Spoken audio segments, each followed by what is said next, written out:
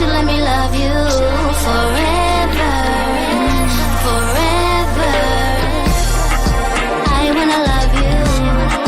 Will you let me love you forever, forever and a day, day, day, day, day.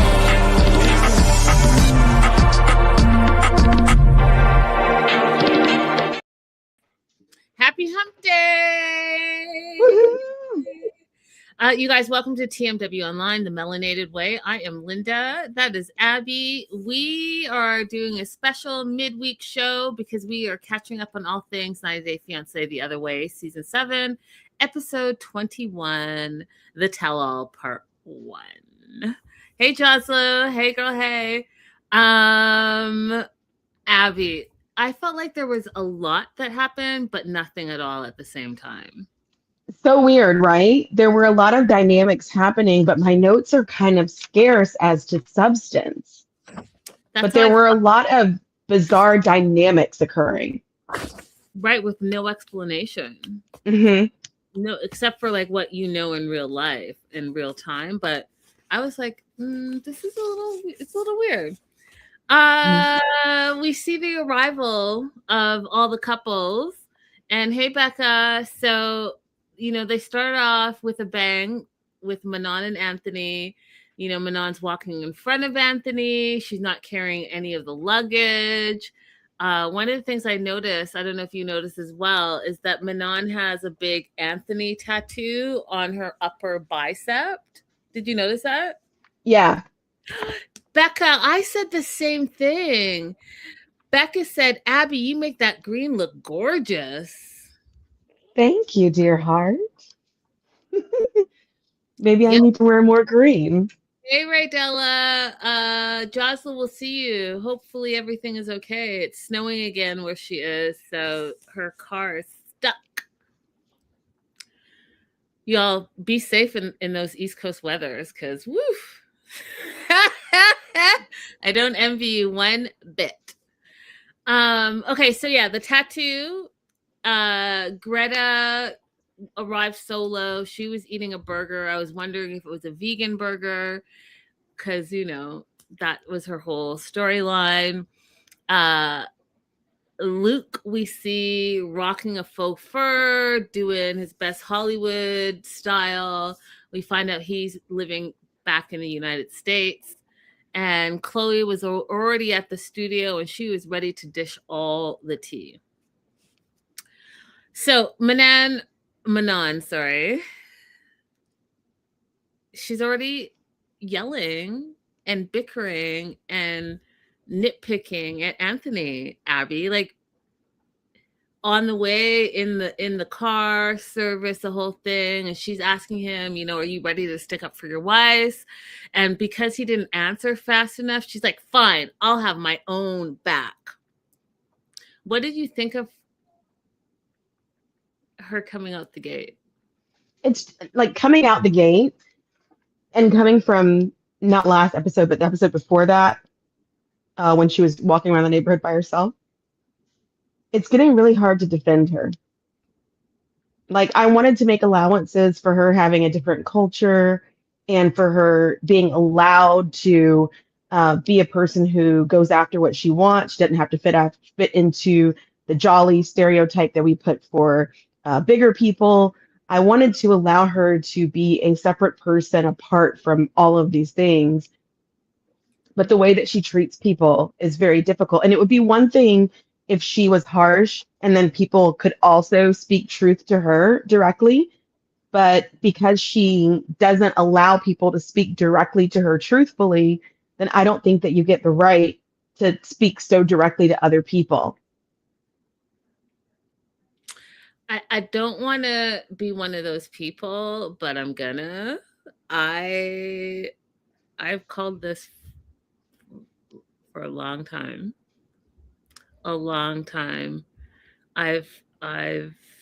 You can't excuse bad behavior. That's it. So let's say hi to Tony. I feel like Tony's new in the live chat, so family, make her feel welcome. Say hi to Tony. Thanks for joining us. Yeah, I feel like she's been problematic. I'm not gonna say I told you so, but I sure did. And that was funny. uh Listen, I was just exploring all possibilities. Okay. I'm just you know how I always talk about my gut? I talk about my gut all the time on the show. I always go with my gut. And second of all, I'll stick to what you said to me a number of episodes ago. If I don't like you, I'm not going to believe what you say. And I feel like that has really been beneficial to me sussing out the nonsense. Oh, we lost Ab. Oh, she's back. She didn't like what I had to say. Are you there, Abby? Oh, no sound. Wait. While she works out the sound, Sorry, guys. it's okay. I think I fixed it. Sorry It's about okay. that. We see Greta talking to Luke, and she's already worried about Luke. She's like, Luke, I am worried about you. Is that a real fur jacket? You really are being taken advantage of by Madeline. And he's looked at her because she was, see, that's a straight shooter. She says it how she feels, but she doesn't do it in a way where people feel defensive. And I think that's the difference between her and Manon.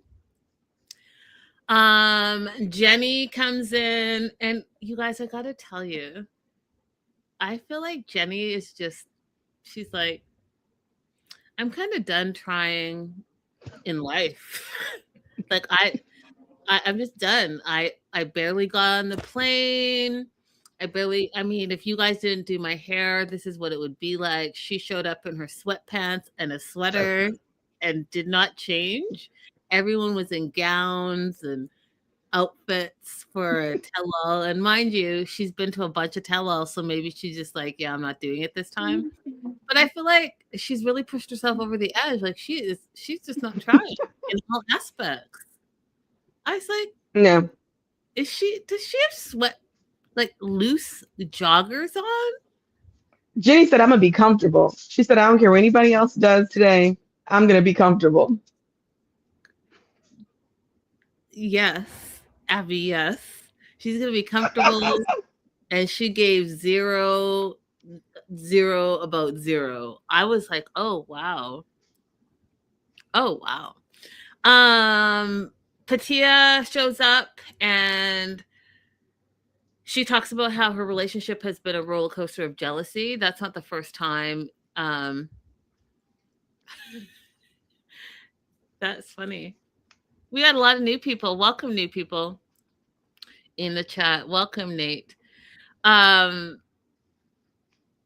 Her relationship has been a roller coaster of jealousy, she said. And then if you guys noticed that she didn't have a ring on, and we also know that, obviously she's in the US. So is she living in the US? Is she still in Australia? She's still with Dylan.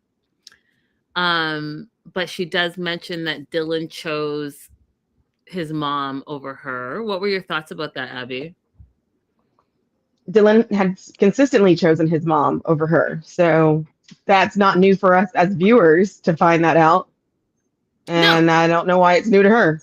Right. And it shouldn't be new to her because she's been saying this for 12 years. So like I don't know. I don't know.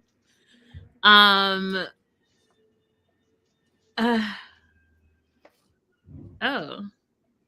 I didn't know that. Apparently Josh watches our channel. Okay. That's good.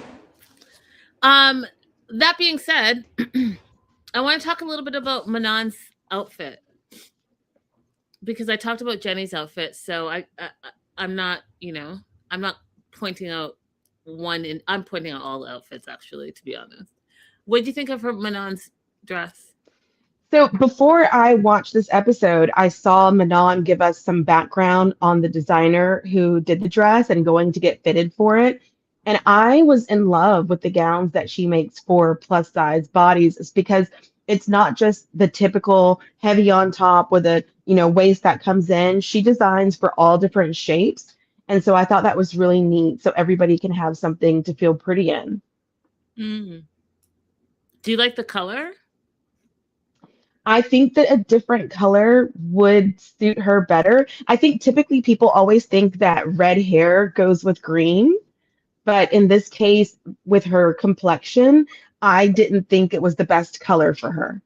Yeah, I felt like if that dress was in like burgundy, black, like bright red, it would have suited her more. I felt like this like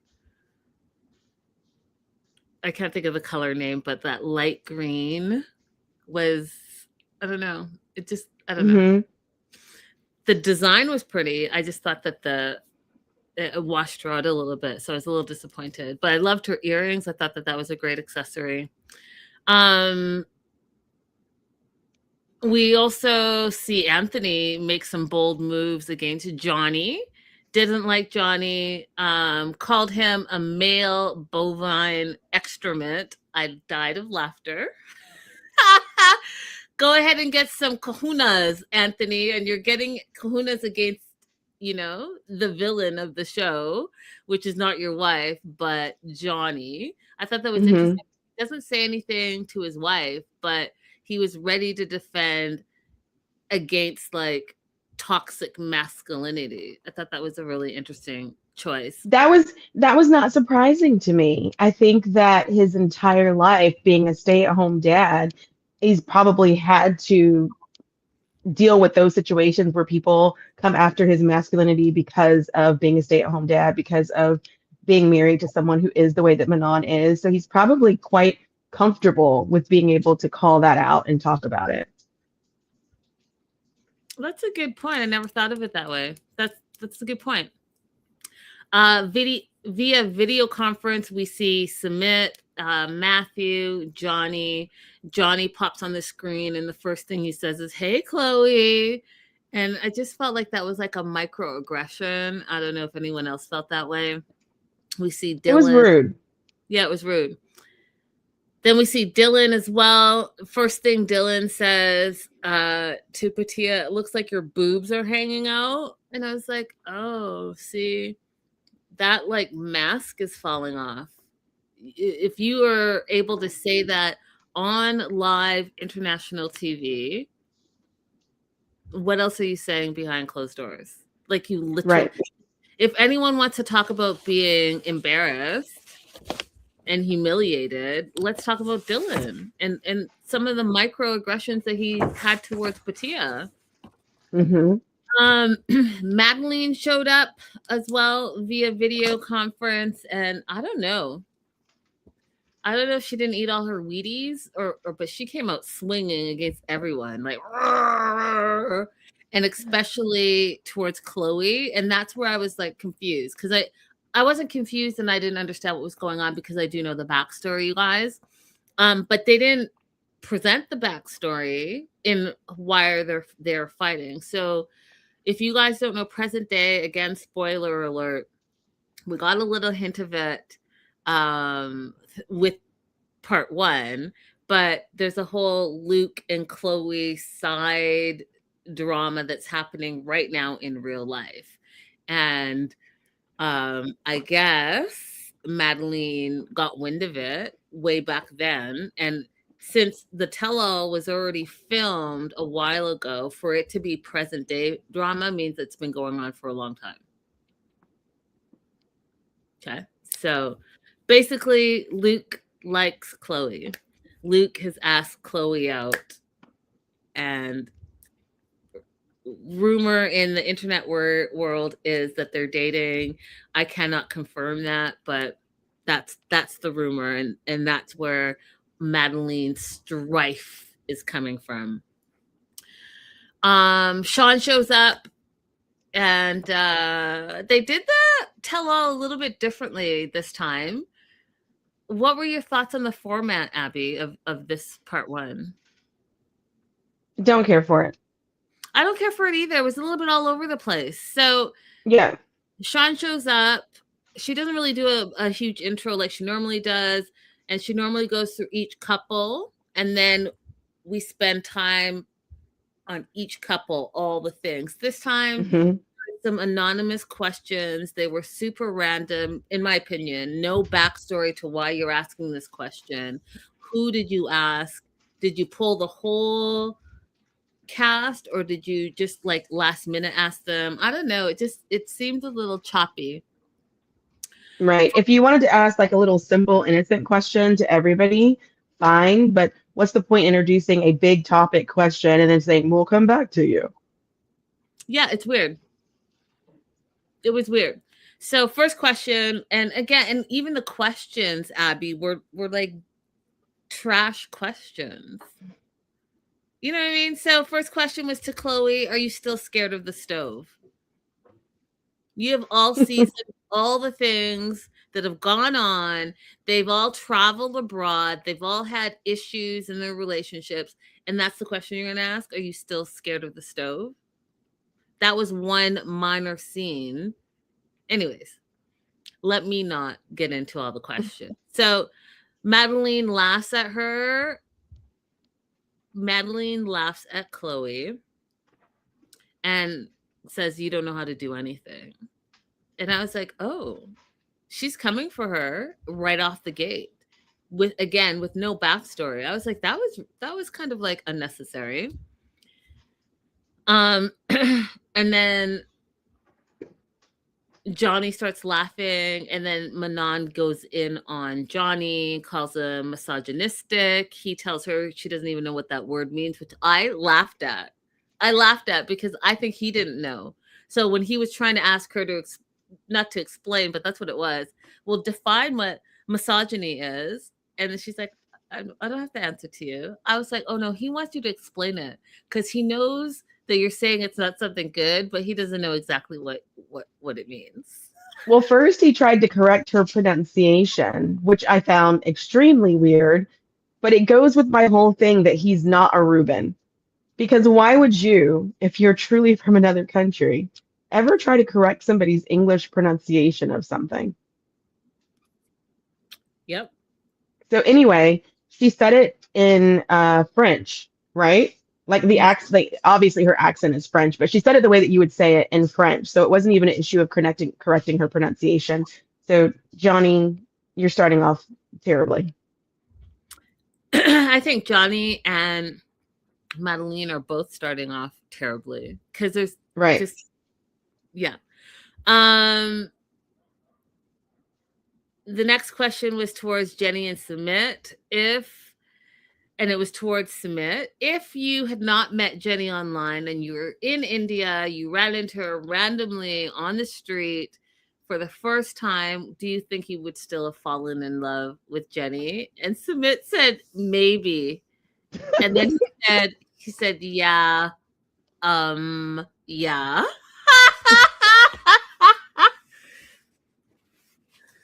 Y'all, I was not ready for that answer. I died of laughter.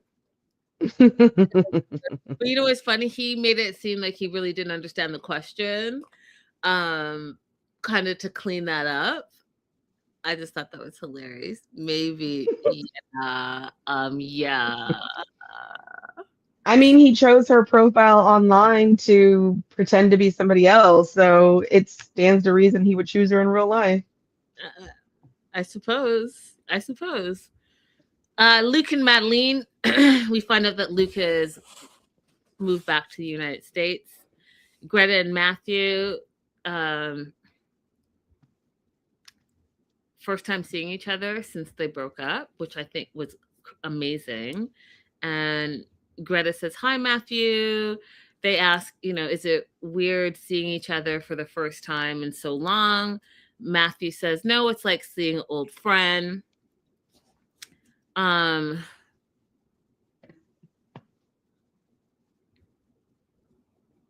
then Manon jumps in here a little bit and says, had you nurtured her more, and been kinder to her, it probably would have worked out, right? So that was them. And then Anthony and Manon, we find out that Manon loves being back in the US, but Anthony doesn't. Anthony feels like France is home, so they're completely opposite of each other. I thought that was interesting. What were your thoughts, Abby? Well, that makes sense to me as well because he probably feels like there's less pressure on their finances in France from his perspective than there are if they are in the US. Because I don't know, for some reason they think that US is LA and not any other place they could live with a lower cost of living. But that makes sense to me. Hmm. Becca says, LOL, Manon calling someone out for being nurturing. You're not wrong. Continuing on with the quote unquote anonymous questions. Manon was asked if Anthony still makes her want to die inside sometimes. And I don't recall this scene, you guys. I don't recall it, but she answered at the tell-all that, yeah, sometimes, still sometimes. I remember this scene. I think that what was happening around it is they were having a very ridiculous argument, in my opinion, over the fact that Anthony felt alone in parenting, which is the Mhm. same thing that Manon had been saying, but for some reason, him vocalizing it just sent her over the edge. And I think a better question would have been, can you explain what it means when you say that he makes you want to die on the inside? Because perhaps that doesn't sound as extreme to you, like the way that you define that as it does to us. I mean, Like that was maybe this is there a French phrase that you're translating to this and it's not so severe in French? Because I work with people that we have cultural clashes in the way that English translates. With her overall personality, it's easy to believe that she's just being rude and crude, but maybe it means something else to her.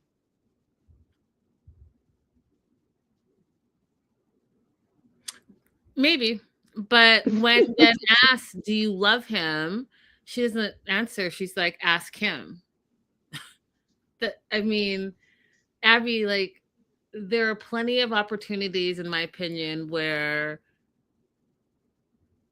if she doesn't want to be portrayed a certain way, then she could answer in a different way.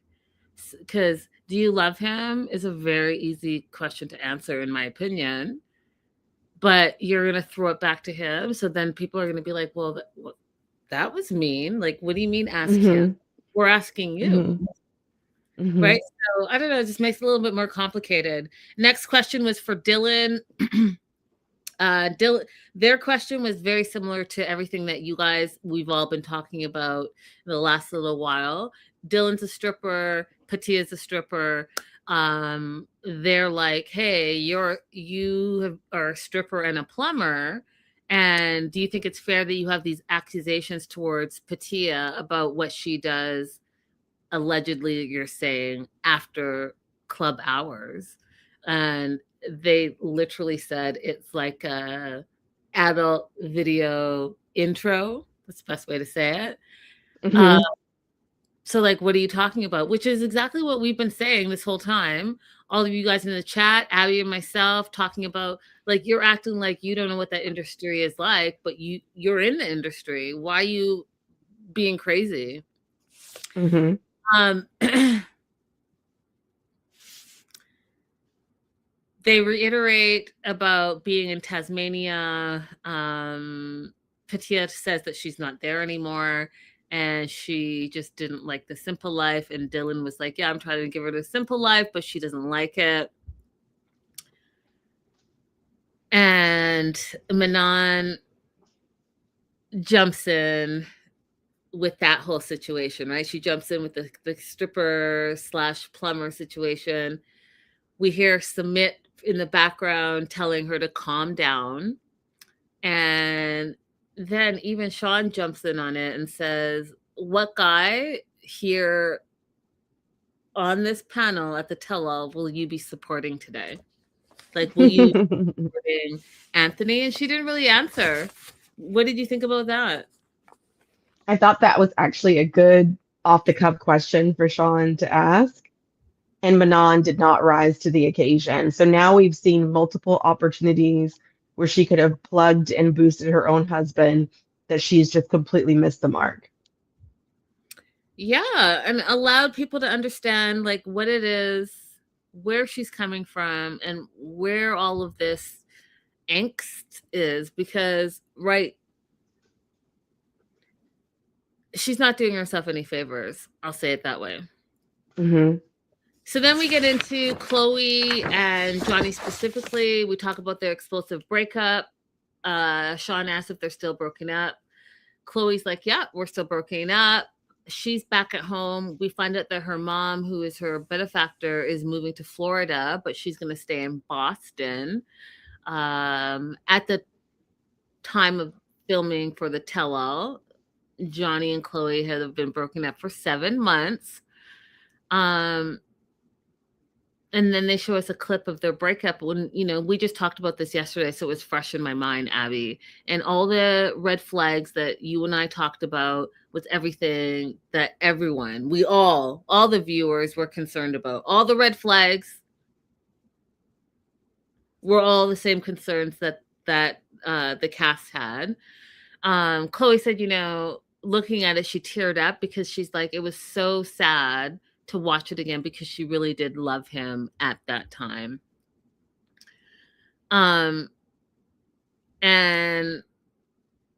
one of the things, again, Chloe, loving everything about you, how you stand your ground for yourself whenever you're attacked, and not in a way that seems crazy, just in a way like we're not messing around. But when she watched the clip back, everything that Abby and I talked about yesterday is exactly what she said. She's like, it took me aback a little bit how he tried to flip the script, which is what we went into in depth yesterday. His whole thing was she was sabotaging his reputation, and she went through his phone. Not the cheating, lying, manipulating, gaslighting, love bombing, et cetera, part. He's mad that she was trying to wreck his reputation on the island, which we talked about yesterday as well. And, you went through my phone.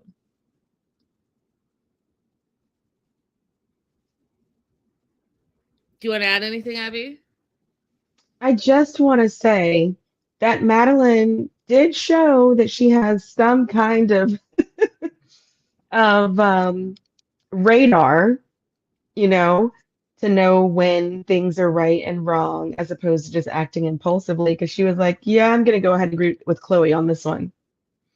If you don't want people to know bad things that you did, if you don't want your reputation ruined, then don't do bad things." Mm-hmm. So. Yes.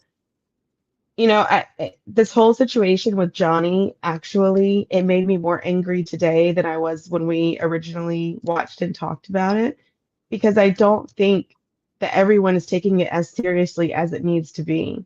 They're asking him questions about it, like they're showing that and confronting him somewhat, but nobody is saying, "Do you know how psychologically damaging that was, what you did?" Like, I want somebody to be very direct with him and say, if this is how you're treating women, you shouldn't be around women. I want somebody to just be very direct and clear with him. You show no emotional stability. Mm-hmm. Agreed. I do love this comment from Becca. It really comes across that Manon has unhealed trauma that she needs to work on. It's not healthy to carry that much anger all the time. And I agree with you 100%, Becca. And I think that that's a good observation. They bring up Maria. And Maria said, again, everything that we've all been talking about, right? So she's like, your excuse, Johnny, for saying I'm a guy, you ain't poop. And it was hurtful to watch you talk and treat my friend this way. And then Anthony jumps in and is like, yeah, that was preposterous. You say it's a man thing. Then you say, you say that Chloe means nothing to you, but then you get outside and you're like, let's make this work. And again, those are all the different stages of manipulation, you guys, right? So first you're going to yell at her, then you're going to try to degrade her, and then you're going to try to reel her back in with like some love bombs. Like, let's make this work. And Anthony was one to point that out as well. You guys, there are some serious trauma situations that even outside of being reality TV, words are powerful and people remember words. And these are things that people are going to remember, and I think that Johnny has a lot of work to do on himself. I think Manon has a lot of work to do on himself. And I also think Madeline has a lot of work to do on herself. And I know that our channel has been big on defending her. But at some point, as an adult, you need to take responsibility for your life and what you want your life to look like and how you portray yourself in reality, because how you treat people is also how you're going to be treated. And it may not be manifested in the same way that you treat them. It may be manifested in wherever you have weaknesses or wherever you have insecurities. So, I think that there's room for work on a lot of these people.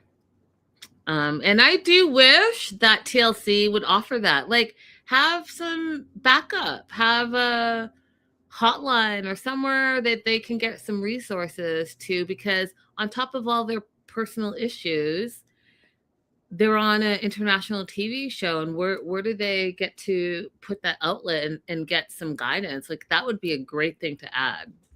Just throwing it out there.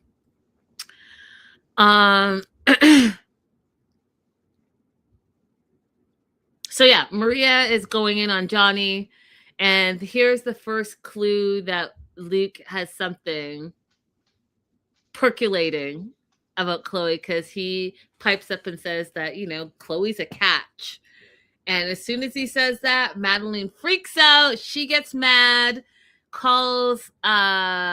says to Luke that he's interested in her, and calls Chloe an F bitch.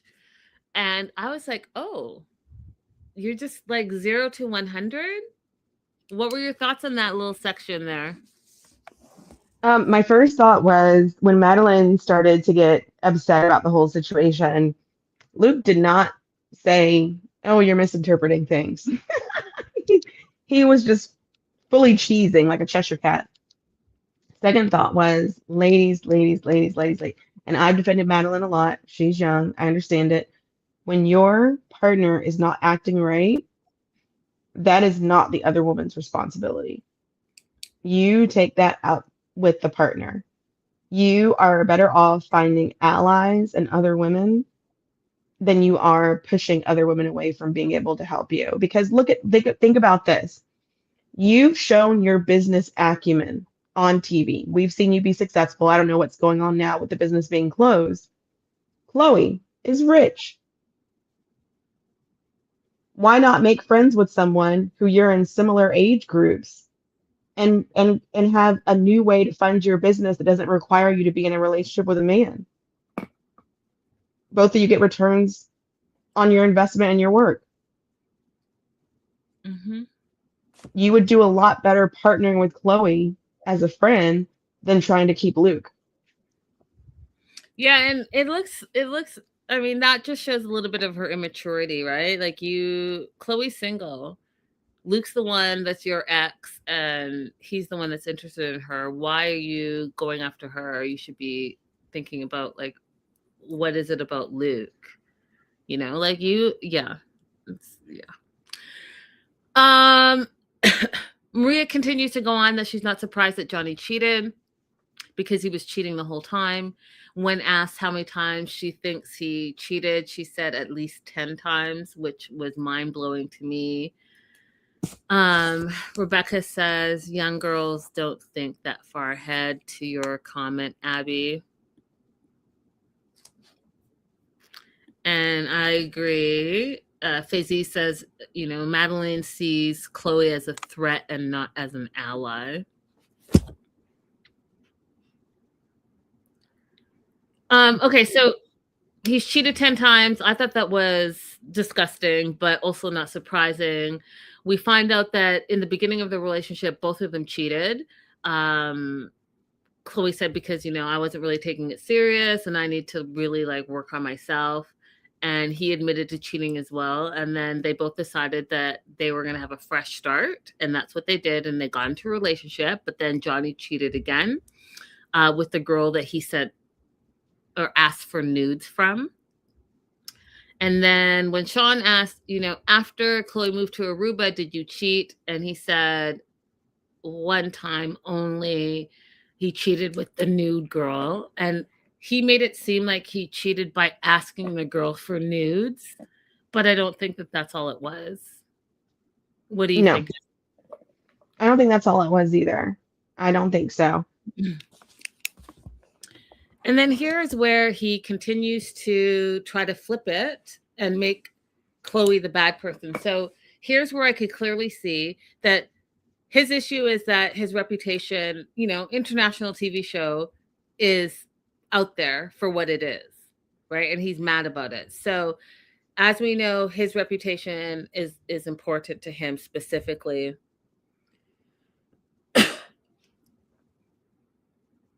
What does he want to do? He wants to slam Chloe's reputation. And I think that she just handled it very well.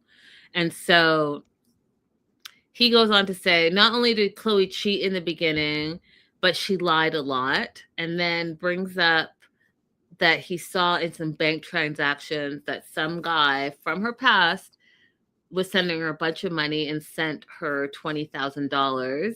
And so then everyone started jumping in that she had a sugar daddy. And then Madeline jumped in immediately, started talking crazy to her. Johnny called her a prostitute and a whore. Madeline called her the B word and told her a bunch of just like nasty stuff. And she was like going, ah, and I started to tune out because my note literally says, what's with Madeline? Because she's coming across as mean girl energy, and mean girl energy because you ever this is a question for the live chat, but I'm going to ask it to Abby first. Have you ever had a girl be mean girl energy towards you for no reason? Mm-hmm. And it's a weird thing because they don't know you, right? They may look you up and down, but give you like crazy mean girl energy. What I was watching here was Madeline feeling not only threatened by Chloe, but also jealous a little bit. Mm-hmm. What are your thoughts? Mm-hmm. No, I mean, it would make sense for Madeline to be jealous of Chloe. And it's okay if she wants to admit that at some point, because then it'll help her get over the hurdle. When you look at someone and you're having unreasonable feelings, sometimes it is jealousy. And if you just ask yourself that, you can move on. She got to grow up in a stable home environment from as far as we know. She got to grow up with her mom, having a close relationship. She got to grow up with money. She got to self-actualize. She got to go to college and think about who she wants to be and what she wants to do and go on adventures and go on vacations. Madeline didn't get to grow up like that. So here's this girl who got to have all these things that I didn't get to have when I have just been fighting to get it out the mud my entire life. And she wants to take away the one thing that I have secured to provide anything for me, which is Luke. Even though it's not perfect, it's my one thing. It makes sense for Madeline to be jealous of Chloe. But if she would just have a realization of what that feeling is, she could then release it and move on from it.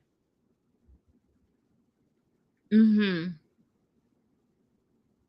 It's happened to me before. Has it never happened to you before? Have you ever realized that you're disliking someone just because you're jealous of them? Mm-mm. It's happened to me before. I have been at home, minding my own business, stirring a pot, choked on my own spit, the dang on perimenopause, stirring a pot and wondering, like, why do I dislike this girl? I'm nice to her, in public, but why do I dislike this girl? Oh, I'm jealous. I'm feeling jealousy. I need to work on that. Mm. That's really good of you and self-aware. I don't know. I haven't experienced that, but we're gonna move on. I think that again, what's with Madeline? That was my whole thing, and there's no excuse really. I think that mean girl energy as an adult is just exhausting and unnecessary, and you know, like that meme with the little girl says, "Worry about yourself.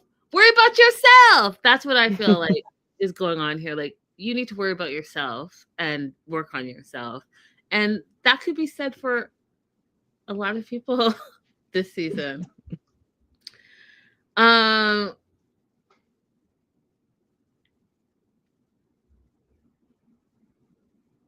I love how Chloe stood up for herself. She's like, you know what? This guy was before your time. He sent me money, yes. Sent me money for my nails, my hair, and this. He wanted to send me money. We were in a relationship before. We're not. He continued to send me money. It is what it is. You didn't have any money, so that money was used to pay for our meals out and all the things that we did to entertain each other. And I died of laughter because she's like, I had the money, you didn't have any money. And you then, okay, you wanted to, I'm throwing this in because I see her logic. You wanted to have a traditional relationship where Chloe cooked and cleaned for you and needed to meet your needs, but in the traditional sense, you had $0.0 to be in that same traditional relationship that you were demanding. So you're not bringing home, like they say, you weren't bringing home the baking and the providing, right, as being a pirate on a ship, but you still were demanding the traditional role of Chloe, and then not refusing when she was taking you out whining and dining. Like, I don't get it. I don't get it. Right. And then like, yeah, that concept of him providing when he yelled out, "You never paid any bills while you're at my house." Yeah, because you're at the house that your mom paid for. But also the idea of being a traditional spouse, being a financial provider, is not just to take care of the house, but you're supposed to upkeep your spouse in the condition that they arrive to you. So her nails, her hair, her going out, everything, you're supposed to provide all of that. It's not supposed to be you come to me and then you strip down your needs. My opinion. Yeah, I just find it fascinating. Like, you can't be demanding something and then not providing what you're supposed to provide in that same demand. You can't say, hey, Right. you have to do XYZ and then berate the person for not being XYZ when you ain't doing shit.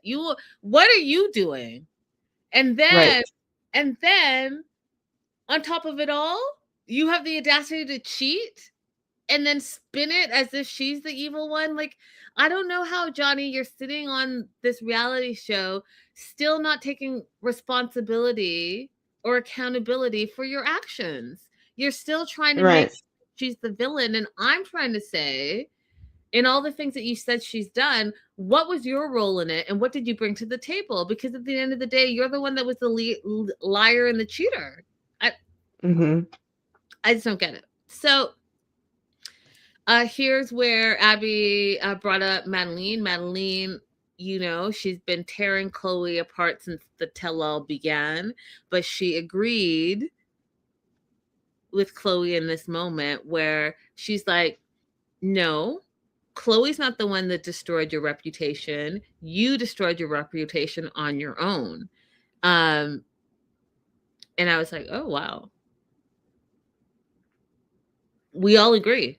We are all in agreement. The 90% of women that watch 90 Day Fiancé, the franchise in general, we are all in agreement. You came in and represented yourself. And I was trying to think, Abby, of that Match Me Abroad guy that was just so terrible, so misogynistic. I think he went to Brazil and was expecting to get all these different types of women who were basically, 10 pluses with no flaws, but he was bringing nothing to the table. And the 90-day world tore him apart. We have not heard or seen from him since. Nope. He closed every Reddit thread that he tried to open. He thought he was going to find support among people for the way that he was behaving. But nope, he went into oblivion, which is great. Tony, thank you, Becca. Tony, that's right. And so I dare say, Johnny, I really need you to learn from Tony and start to take responsibility for your actions and your words, because our little strong little, you know, family of 90 dares are not going to have it.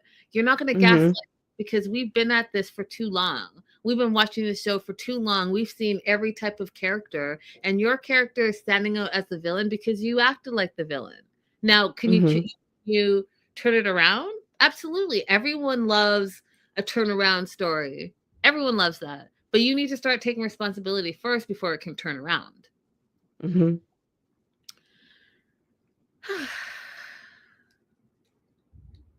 Then I was shocked and appalled at this next part. Shocked and appalled.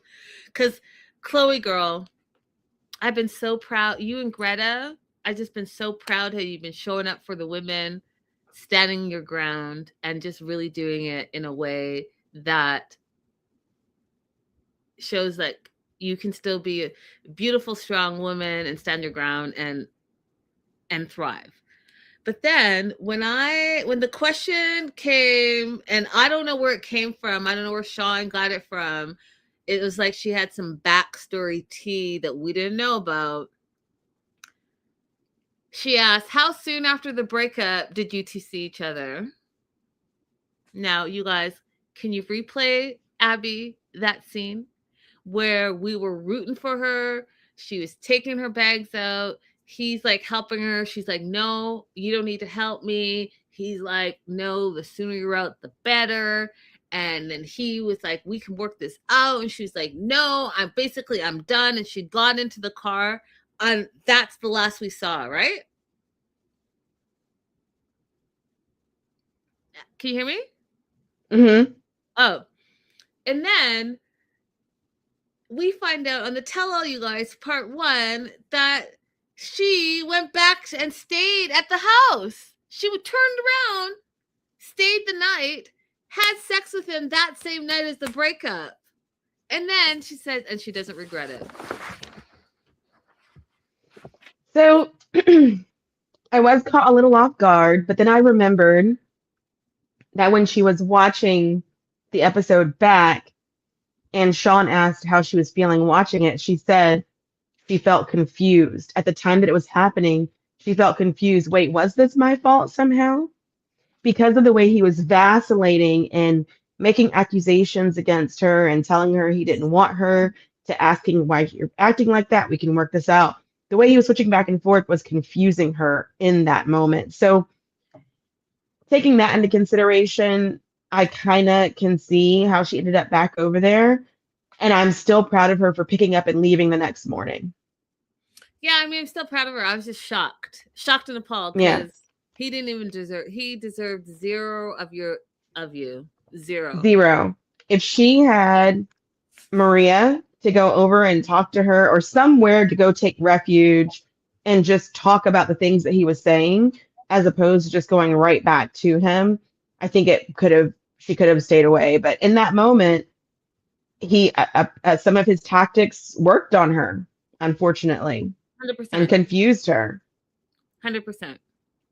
And I mean, dare I say, a little bit later in this episode of the tell all, you hear someone say, "Oh, you don't have to have a great relationship to have great sex," right? Which Chloe agreed, and then Johnny's like, "Yeah, I agree, Chloe." Just gross. But it's you guys aren't wrong. Like, you could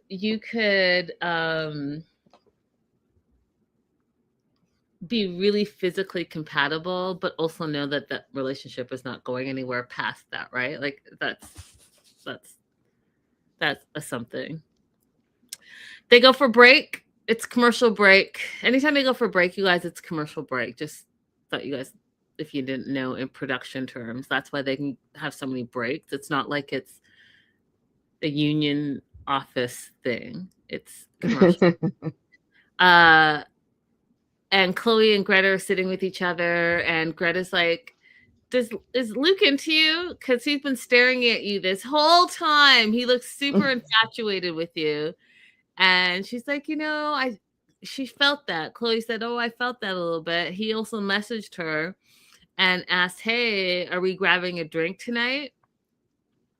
And that's why Chloe's like, maybe Madeline is sensing some attraction by Luke to her, and that's absolutely what she's sensing.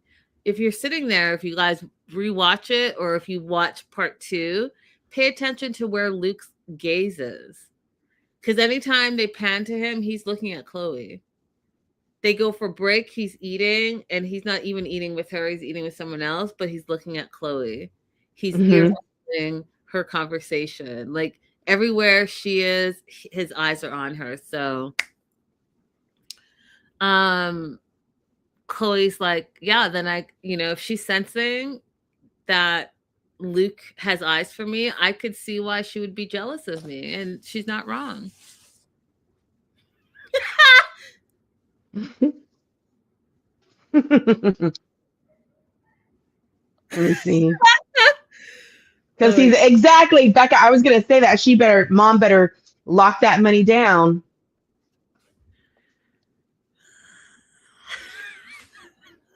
Yep. Becca, I wasn't ready for your comment. I wasn't ready. He switched sides. He was like, the sugar daddy life is not working for me. Let me try being the baby.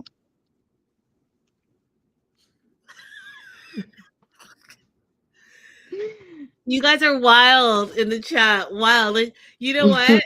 It just threw me off. I can't be watching the chat too much because you guys are having a grand old time over there. Okay, moving on to Greta and Matthew. I have to say that this was the most, in all the years that we have been watching 90 Day Fiancé, for me, Greta and Matthew was the cleanest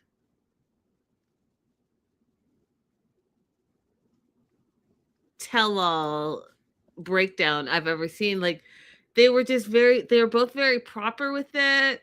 There was not too much of like the ooh back and forth. Like, there was no spark, and not there was no spark. Well, yeah, there was no spark, y'all. Matthew is like just chilling, and Greta is such a nice. Comes across as so nice that she's not gonna like be catty like that. So it was very different. I was like, oh. It was very civil, but it still revealed some extreme deficiencies on Matthew's part. In fact, I would make the argument that Matthew is a worse partner than Johnny. Oh. I would. Do you want to elaborate on that argument? Yeah. Because I feel, yeah. Do you want to elaborate? I will. Matthew is unable to say one single thing that he did wrong with Greta in his relationship with Greta. He's when asked if there's anything that he did wrong or could you have cleaned out a drawer, he has nothing to say about it. He says it's unfair.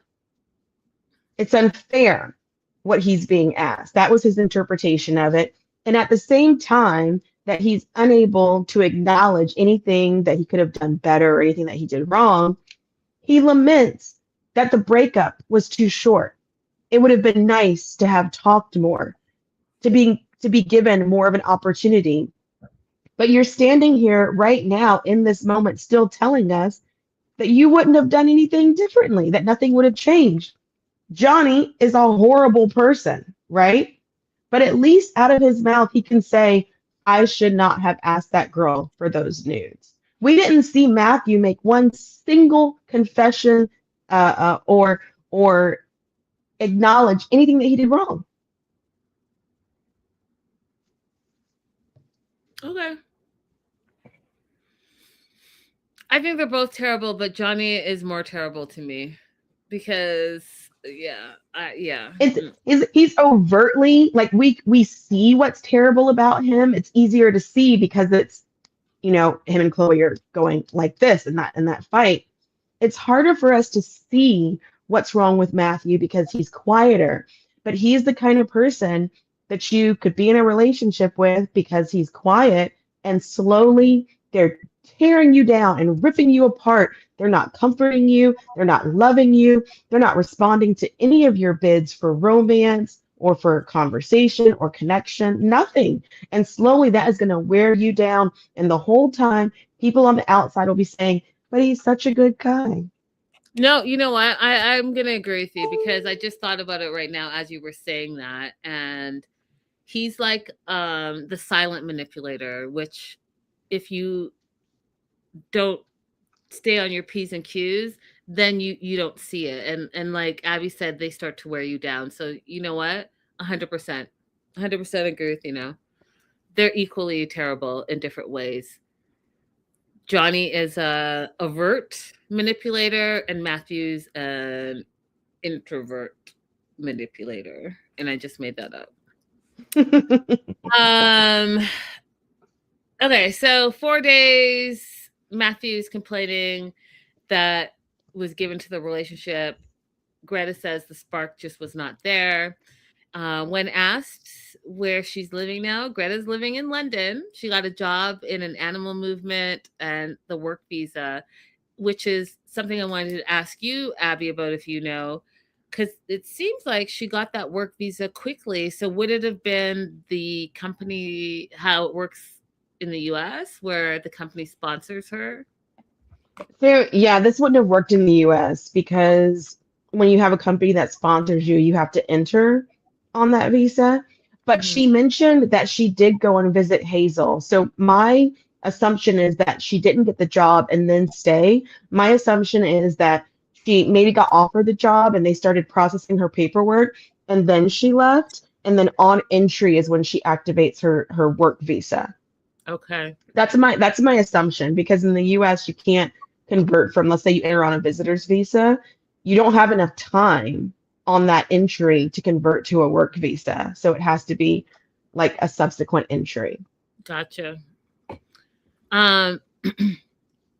Math, they hadn't talked. So this is the first since the breakup, she was like, it's done. She didn't look back. So this is the first time that Matthew and Greta are seeing each other here on the tello. Her being in the US and him being, via video conference. And like Abby said, that you guys, I'm gonna just they brought Hazel on the show.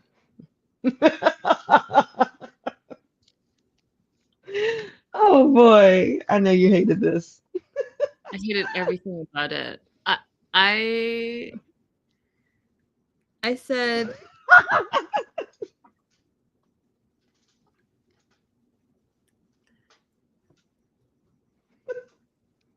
okay, so as you guys know, I in the same industry, and my mind went to, doing a whole production is not cheap. It's not cheap, you guys. It's not cheap at all. And so I want to know whose line item was it in the budget, because everything is budgeted, to send a camera crew or even to spend 20 minutes sending a Zoom link. I just want to know whose idea was that we were going to break off even a little bit of money to air a cat eating cat food on national TV. I want to know whose idea it was. I want to know because even Greta said Hazel's moved on from Greta. She went and visited and the cat was like, yeah, because cats are assholes. So she, Hazel, whatever, that cat didn't remember her. And guess what? This same Greta who was like, oh, I love the cat, and if you guys want to go back to episode 1, where I was like, well, this seems like some weird codependency. It's weird. I said that. Look at how she moved away from the cat. She's no longer codependent, and she doesn't even care about that cat. She's like, that cat ain't shit. That cat doesn't remember me, and I don't remember that cat. And oh, by the way, I travel so much, I don't have time for a cat. Do you see how she like grew? Do you see how like that stupid Hazel with stupid Hazel? And you guys can come for me. I don't care. That cat, this whole cat segment was unnecessary. It was unnecessary. Cat via video. Oh God, what like?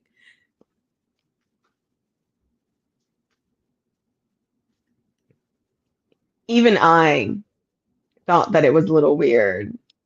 Like, I was just thinking if it was in the house of one of her friends that was also gonna be on camera, it would make more sense. But just like the cat's with a random fourth person. Who we don't Okay. know or see. She like no.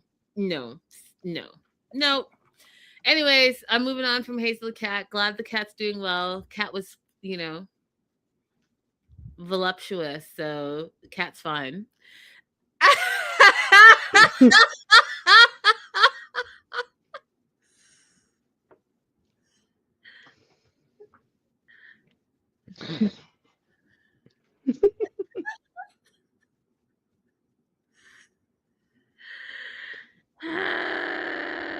You guys are hilarious. Okay, so then they show the breakup video of Greta and Matthew. And it's the same thing that she's been saying since day one. She doesn't love him anymore. And he's like, oh, you took 4 days and you don't love me. But really, she had 6 months of thinking about it, which, we've talked about in length. He just didn't want to hear her because he's not listening to her because he doesn't value anything that she has been saying. Right. Mhm. So how many times can one person say, I don't love you before you hear them? I don't know. Mhm. So, sorry, you guys, that little joke I made is cracking myself up still. Having a hard time concentrating. I call the cat voluptuous. I wanted to say fat, but I was like, was that mean to say? But then you guys know I don't know. I don't care about these stupid cats. You just said all that stuff about the cat, and then you're like, but I don't want to call him fat. Like Right. you just said. That's what I'm saying. It doesn't make sense. Mhm. The cat was fat. That cat is well fed and was looking at her like, we're not going back to that vegan mess you give me. Mm-mm.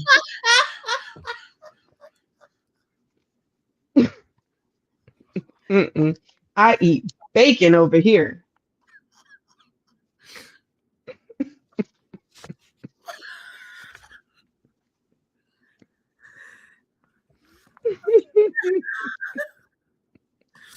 Okay. Okay. I pulled it together now. Okay.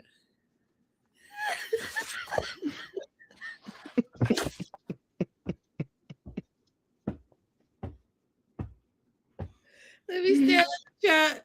But yes, I said, Becca, remember saying this, okay? I stand 10 toes deep. Remember I want all of you guys to remember that. Okay. Okay. All right, I've pulled it together. Okay, where am I?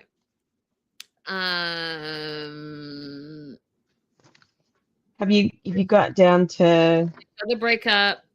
Matthew is watching the breakup. He's like, it's hard to see it back. He's speechless. It took him like a month to come to terms with her not loving him anymore. And when asked, like, did you guys talk through that? And he's like, no, she never contacted him again. She cut him out of her life, as she should, because like we've been saying, there's something about him that is like she wanted to get out of there immediately, and that was it. And there was, because you know how sometimes you break up and there's a little like wobbling back and forth contact. There was no contact. So I feel like there's more to that story, and I'm sticking to it. And yes, I'm 10 toes deep in that, because just like Abby said, he might be the quiet one, but I think the saying is silent and deadly. Like, you just, you never know. Then we see the cast, and it's interesting to see women and how we respond to other women and their choices. I just find it interesting. So Manon was the first to say, hey, you know what, Greta, I love that you stood up for yourself. Chloe showed her generation, right? Those Alpha and Gen Z. She's like, I would not have ever done that. I would just send a text message and be like, text messages just as a peace sign. yeah. And then I feel Patia showed her age. She was like, oh, I felt so sad for Matthew. But I'm glad that you did what you wanted. Right. So it was very generational. Yes, exactly. Very generational. I thought that's what I saw. Because, Abby and I would have been like, and have been, bravo for standing up for yourself. Deuces. Mm-hmm. Now, do I think it would have been a text? Absolutely not. That's just, again, that's not my kid generation. But I also wouldn't be like, oh, Matthew, oh, poor you. No. That's it. Have you ever broken up with somebody or ended the dating with somebody just with a text?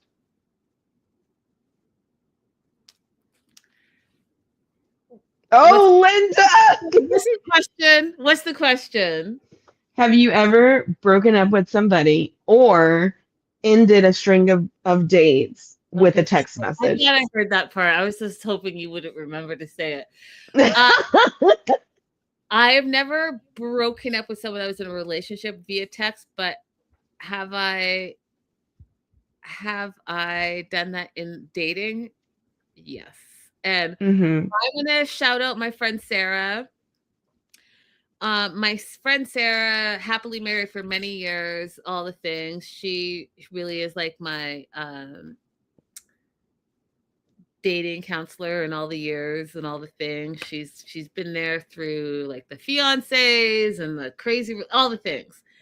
And I told you guys I started dating, and dating I just think is trash. Like I just it's just a lot of effort, and it's I'll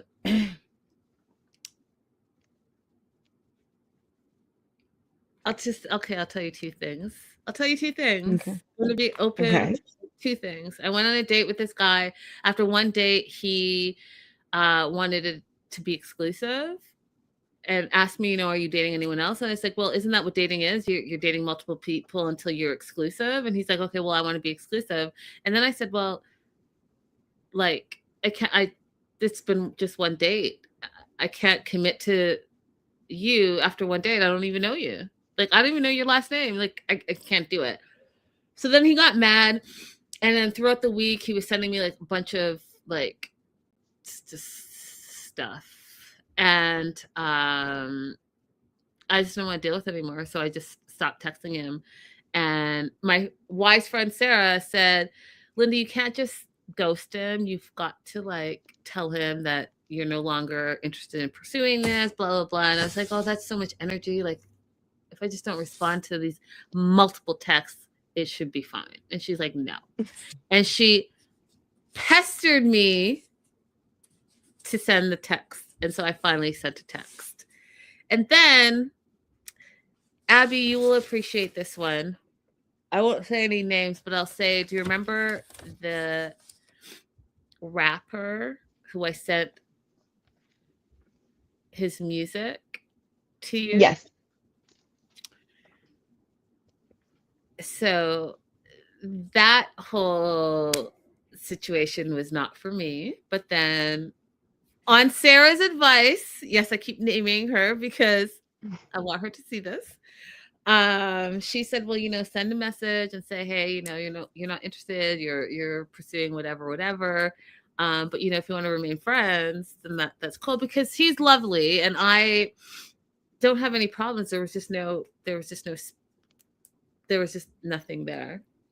Mm-hmm. And so she forced me to also send that text like, hey, this is the thing. So yes, I have done it multiple times.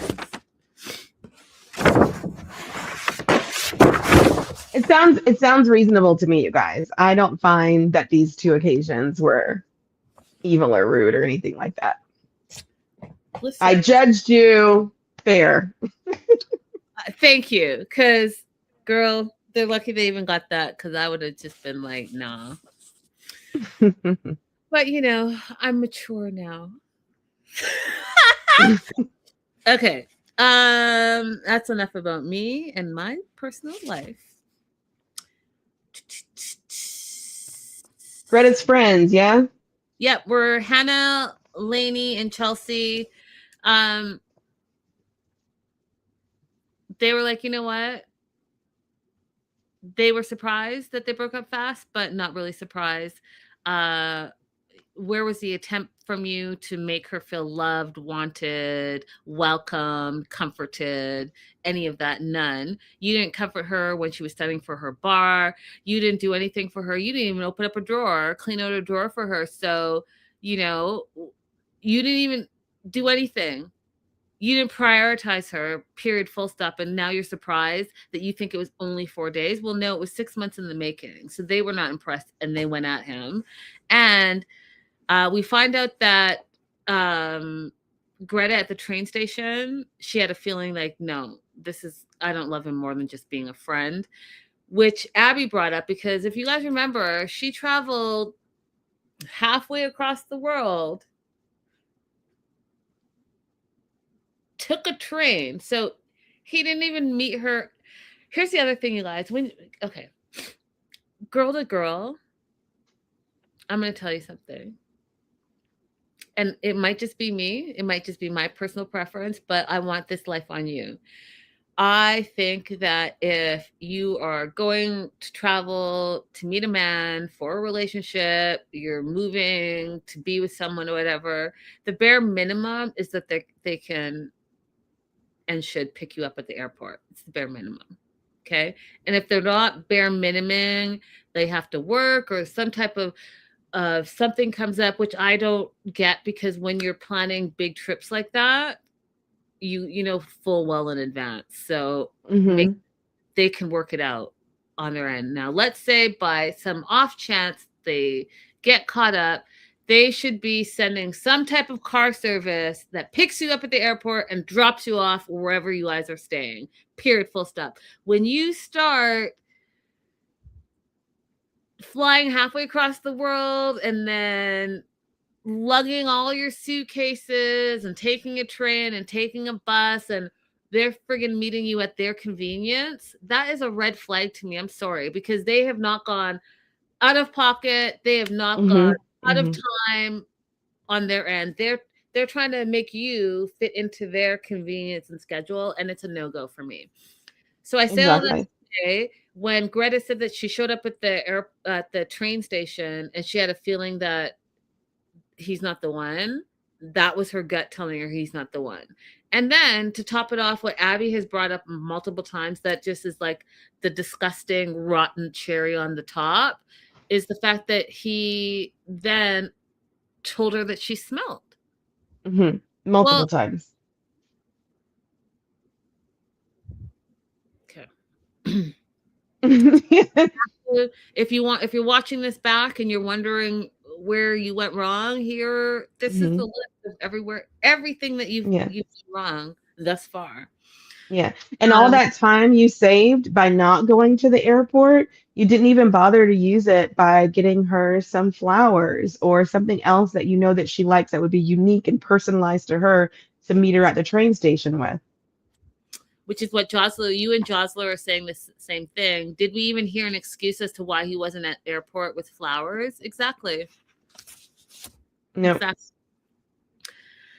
Matthew thinks all this is unfair. We're all being unfair to him. And here, you guys, so live chat, Hello, live chat. Especially Silver Linings, especially Abby. Sean, the host for many years of 90 Day Fiancé and all the tell-alls, Sean said, okay, verbatim, looks like you're 10 toes deep for you. 10 toes deep, not 10 toes down, 10 toes deep.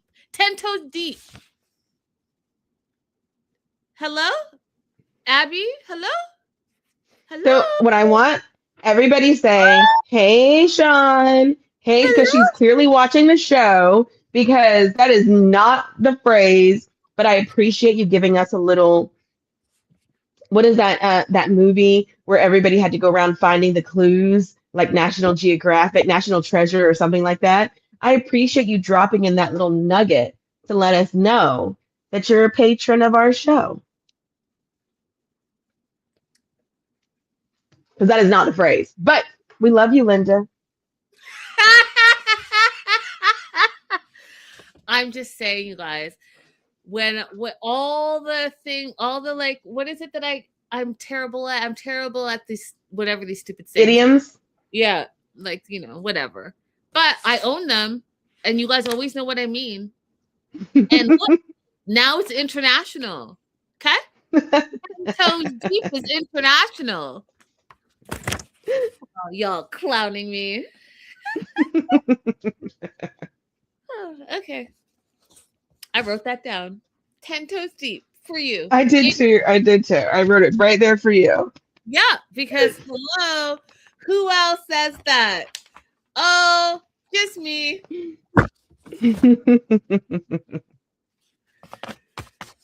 Yes. Yes. Question. Mm-hmm. Do you believe Matt when he says that he is in a new relationship and it's very clearly his soulmate this time? Oh yeah, I'm gonna get to that. So Matthew thinks that it's unfair, and he sounds ridiculous because, again, he's not owning up to any responsibility of why the relationship failed. And her friends continue to point out that you weren't there for her. And when asked, Matthew, are you taking any responsibility? He does not. And here's something interesting, because Sean brings up Greta saying one of the other things that was the issue in the relationship was the sex felt flat, or fell flat. Fell flat. Same thing, if you think about it. It fell flat, it felt flat. Same. And Matthew tried to justify it by saying that he ties sex to emotional intimacy. And Greta said, well, sex is a reflection of your relationship. And let me tell you something, you guys. I already told you. It's important in a relationship. It's important. It's important. It's so, so important. So, yeah. They haven't seen each other since they broke up. He's in a relationship now, long-term relationship. He has a house. He's happy. He says he has a new life and he's in a good place. He met this person online 5 to 6 months after the Greta breakup. And he said he knew within the first hour of the first date that was his soulmate. So going back to what Abby's question was, do I believe that that's a soulmate? I don't believe it, but I do believe this. You know how, okay, ladies, you know how you could be in a relationship with a guy. Let's say you're in a relationship with this guy for, I'm going to make it extreme, 6 years. And he hasn't asked you to marry him. Yeah, maybe you guys live together, but that's it. It's just familiar. You guys been together forever. It is what it is. And then it seems like out of the blue, you guys break up, right? And you're distraught and you're picking up the pieces for this long-term relationship that is broken up. and then you find out somewhere online, or your friend has run into your ex 6 months later and he's literally getting married that year. Have you ever experienced that? Because it happens all the time. When men are I ready, have not. okay, Yeah. when But men are, taxi cab theory, I believe it though. when men are ready to get married, they just insert whatever woman is in front of them. Period, full stop. And I think that that's what happened. So he had set up, right? He was house hunting. He was talking about being double the father, all the things. So he went online, found a girl who was also ready, obviously, to have a relationship. And pow, all of a sudden, he's got the house, the picket fence, and the happy life. I think that that's what it is. I don't think he truly knew what a soulmate was. I'm not convinced that this person even truly exists. I just feel like if he was truly in a happy relationship, his affect would have been completely different, and that he wouldn't have been concerned with how long of a conversation he had with Greta over the breakup. He would have just been like, oh, it's his heart would have been healed, in my opinion. If Mm, I'm in a good relationship, I'm not going to dwell on how somebody else broke up with me. mm, I'm going to be thankful. Thank you for releasing me so I could have moved on to this. mm. I will remember how I felt at that time, but I'm not going to be on TV saying, well, it would have been nice if we could have talked for a little bit longer. I like that. And Becca agrees 100% with you, Abby. They end with niceties. Greta says, I hope you can move through life more vulnerable, which was a hint into their relationship, if you guys think about what that means. And Matthew says, deep down inside, you're a lovely, beautiful soul and you deserve deep love. And that was the end of their segment. Then we move on to Anthony and Manon.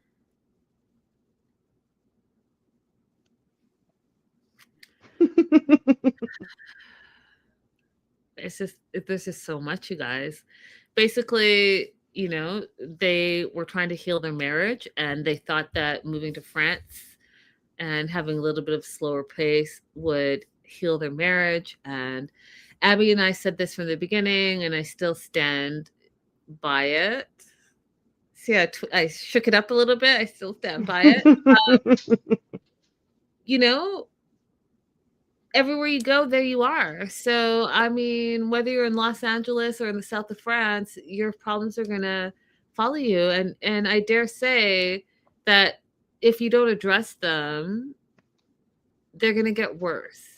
And so that's where we are here. Like, I'm gonna try to just like zip through this without giving too much commentary because we all saw it. I thought that it was a poop show, and it was a poop show because there's so much unhealed marriage relationship issues here that it's like it's wild. And also, I will say this, I think that Manon spun out. She spun out because she came in believing that everyone hated her and she was the villain, and then on top of that all of her trauma that she has is unhealed, and then on top of that, if you've ever been on a TV set, a production set, it's a lot of people, it's a lot of lights, it's a lot of time, it's a lot of energy, and it can be overwhelming. So I think she just spun out. She spun out because she was being confronted by her shortcomings, and I don't think she was ready to face them. And I say all that, and I say it in love because now that I'm looking back on it, the trauma that she carries from her childhood, instead of confronting it, she ran away from it, right? So that just it just shows me the pattern of her behavior. She ran away from the trauma of her parents by moving and leaving the country, and she's trying to run away from the trauma of seeing a self-reflection of herself on TV by leaving the production set. That being said, Manon has struggled to settle into her new life. We find out that Anthony's job at the camp was only for summer, 4 months. And then he got a job at a fast food restaurant. He was allegedly only making $900 a month, and Manon made him quit that job, not just because the money was low, but because of the status of working at a low status restaurant. I thought that was really telling about a lot of things. So you would rather have $0 and 0 cents come in than even a small amount that could help with, like, I don't know, food or your light bill, or it would help with something. You would rather have $0 because you're worried about your status. Okay, fine. So she also told us that she is campaigning to become the mayor of the city that they live in. And so I think part of having Anthony quit his low-paying status job is because she's trying to become the mayor, and her husband can't be working in the kitchen at a fast food restaurant. That doesn't look good on her. And everyone was shocked because everyone's like, you're doing what? You want to be the mayor of your city? When asked who would vote for her, the only person that put up their hand was Chloe. Sumit starts saying, well, if you want to be a politician, you're going to need to be a little bit more polite and tactful, because like the way you come at people is like, no one's going to love that. And then when Sean asked Anthony, like, what do you think of, your wife trying to campaign for mayor? He basically said, you have to love the country to be the mayor, and you can't be hating on the city or hating on France. Like, you can't. And so I thought that was interesting. So everyone was basically like, the way you talk about the city and you call the city like the butthole of France, but now you want to be the mayor of same said city, doesn't make sense. And also the way you treat people, you're going to have to try to like tone that down. So they were saying all those things to her, right? Then Sean talks about the relationship and says, this whole season, you guys have been fighting over money, about parenting, about providing, and your living situation. And then they showed a clip. And Manon got emotional about it. If you guys saw, did you notice, Abby, she stopped watching herself? Because the clip they showed was her just screaming and berating every time towards Anthony. Those are the clips. In the car, you're not good enough. In the car, the city is the butthole of France. In the car, the city is the butthole of France. In the car, like the whole thing. And so she got emotional. She turned away and she stopped watching. And Sean's like, I noticed you stopped watching and you're getting emotional. And Manon's like, yeah, I'm at the end of my rope. And then someone, I don't know who said it, but someone said, oh, it seems like you resent Anthony. And she agreed. She does. She does resent him. She feels like he does not see everything that she does for him. And I thought that was an interesting thing to say, because she thinks she's the provider and she does all the things in the relationship. And we've talked about this, so I won't dwell on it. But again, when we talk about being a stay-at-home parent, she doesn't see the value. And Abby and I have talked about this extensively, where because she resents that her mom was a stay-at-home mom and therefore she didn't have all the necessities that she felt that she needed, she resents that, she hates that. And so now her husband's a stay-at-home parent and she doesn't see him contributing anything, because she doesn't see being a stay-at-home parent as holding any value. So she's like, yeah, I resent him because he doesn't see everything that I've done for him and everything that I do for him. And then Dylan says to her, well, he's done a lot for you too. And that silenced her, because it goes back to me what I just said, where she doesn't see being a full-time caregiver to your child is of value. And if you take it back to that last episode where she stayed home for one day with the kid and had a panic attack. Soon as her husband came home, gave the kid back like as if she was babysitting, and then she wanted to take off for a month because she didn't want to be at home and quote do nothing all day for a month. Do you remember all that, Mhm. Abby? Mhm. Mhm. It's all making sense. It's all compartmentalized into one big box of trauma. So Dylan says, he's done a lot for you. And then Johnny says, you talk over him, you control him. So now people are starting to tell her about herself and she doesn't like it. And so she's like, oh, yeah, okay, just make me the bad woman. I'm the bad mom. I'm the bad wife. I'm the villain. Okay, got it. And then turns and says, he never stands up for me, right? So while all the things were being said about her and other cast members were telling her about herself, she, in my opinion, flipped it and made it about Anthony not standing up for her instead of looking at it as this is how you're coming across to even your fellow cast members.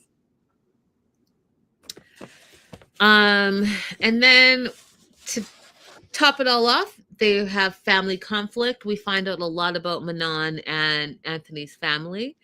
Candace, the aunt, comes on, and Candace is like his second mom. And she's basically like, I'm just here to support Anthony. And we find out that Manon has blocked Anthony's sister from all his social media. She monitors his phone calls. He can't talk to his family, can't talk to Aunt Candace. Can't do anything. And it's because she feels that Anthony has broken her trust. And then by broken trust, they're like, well, what do you mean by that? And we find out that Anthony has to delete messages if he's sending messages to his family. He can't call them because she feels like anytime he's in contact with them, he's talking about her.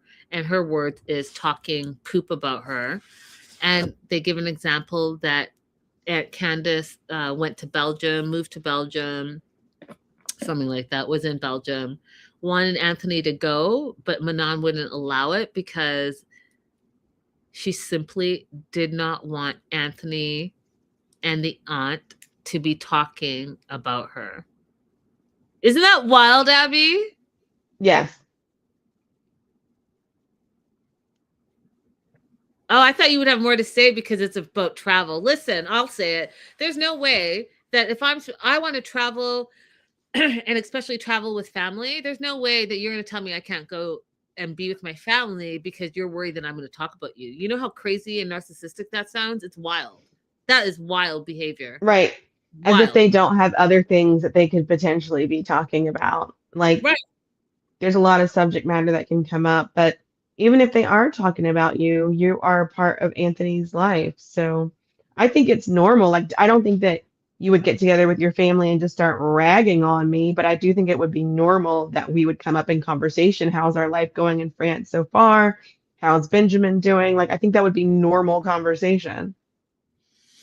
Yeah. And what's not But normal? she's Go ahead. the way she acts before Aunt Candace even comes out is it's just ridiculous.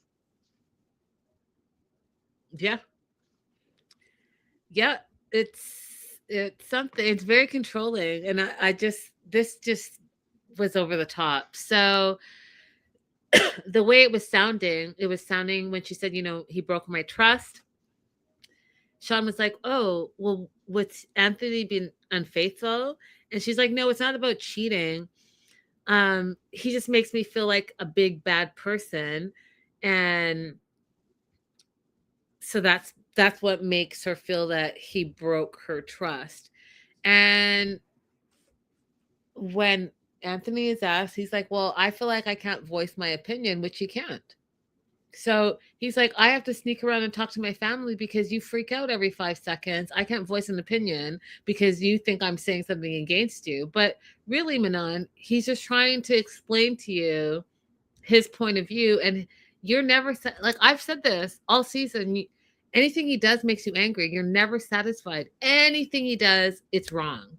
That's exhausting. And a lot of you guys in the live chat and in the replay, a lot of our audience has even been like, why does he stay? Like, what is it? What is he staying for?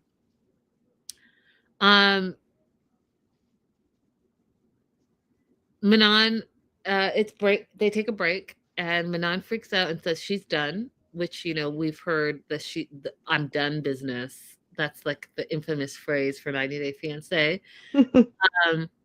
She wants to leave, and she goes backstage, and she's like, "Get me out of this dress, or I'll tear it off. I'm done being humiliated by everyone." She blames Anthony.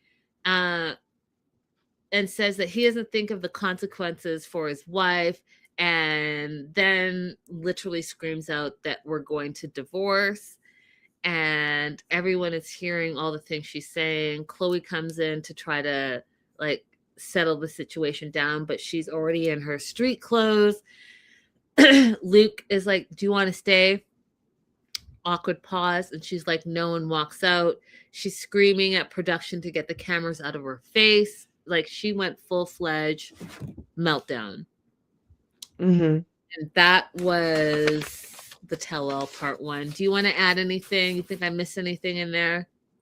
I don't think you missed anything, but I do want to say that I thought when everyone was talking to Manon in the beginning about her running for mayor, I thought that was a moment of pure, genuine feedback. I didn't think anybody was taking shots at her. I think that they were seeing in her the potential that she has to do a good job as a politician and just trying to help her, soften the edges a bit. Because I found that to be like constructive things to say to her. Here's the question that I wish that Sean would have asked her when she was complaining about Anthony's job and how much he made and the status. What job did you expect him to get in France as you guys were packing up your home and moving? What job did you expect him to be able to get to earn the money that you felt you need to live on? That's the question that I would love for her to answer. I agree. I would love to know that too. What would make you happy? What does Anthony need to do to make you happy? Because it's not like he's going to move over there and become an HR manager or a supervisor of something without speaking the language. And with his past, how old has been? 3, 4 years old? The past 3 or 4 years of no work history? Like, what were your expectations that you feel like it's reasonable to rag on every job this man gets? Yep. Agreed. That's part 1, you guys. We'll be back with part 2. Thank you guys for being here. Don't forget to like and subscribe. And we love y'all. We'll see you soon. Bye. That's the other one. Is that one? Yeah. This one? The little Korean heart one. I'm doing it. That's all it is. Bye. Bye.